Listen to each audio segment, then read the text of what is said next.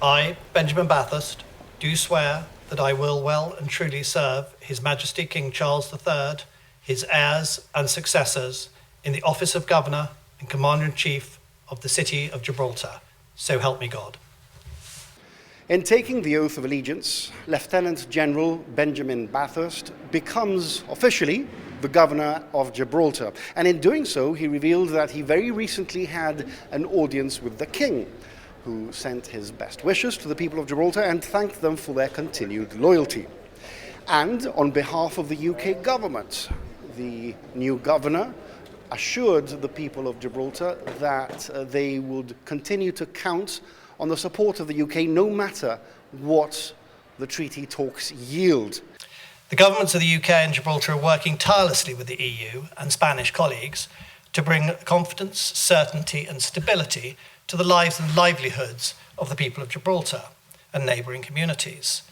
UK is committed to concluding an agreement, but we also need to be prepared with what happens if we cannot secure an agreement. And I know there's been much work being done, including led by the Deputy Chief Minister, to ensure Gibraltar is ready for all eventualities. But whatever the outcome, UK will stand shoulder to shoulder with Gibraltar. The Chief Minister welcomed his fourth governor to Gibraltar, and in doing so, he observed that this was a critical time, not just because of the ongoing treaty negotiations, but also because there were elections in both the UK and in Europe.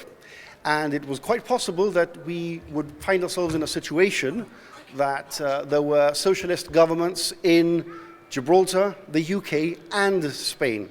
We have consistently said that we can agree in haste and repent at leisure.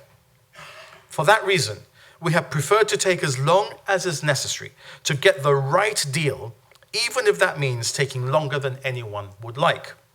A deal that is safe on all fundamentals, not least sovereignty, jurisdiction, and control, and which delivers lasting social and economic benefits to our people and the people of the region around us.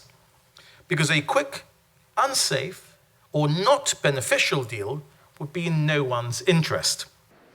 The leader of the opposition also observed that there was uncertainty because of the continued absence of a treaty. He said when the time came, Gibraltar would have to balance the price of a deal, because there would undoubtedly be a price, with the price of no deal. 8 years after the Brexit referendum, we are still without an EU agreement, although Britain entered into its own deal some time ago. We may be forgiven for being dismayed at the fact that as soon as those very different deals were not clinched together, the prospect of our own agreement lost momentum. Be that as it may, we eagerly await the lifting of the cloud of uncertainty, because this is now affecting thousands of citizens on the ground, as well as the business environment. These were very different circumstances for the arrival of a governor to 4 years ago when Sir David Steele first arrived, when we were in the middle of a pandemic. There were very few people here to greet him, of course. People weren't shaking hands. The Parliament House itself was not under refurbishment. Of course, we see the constant works going on.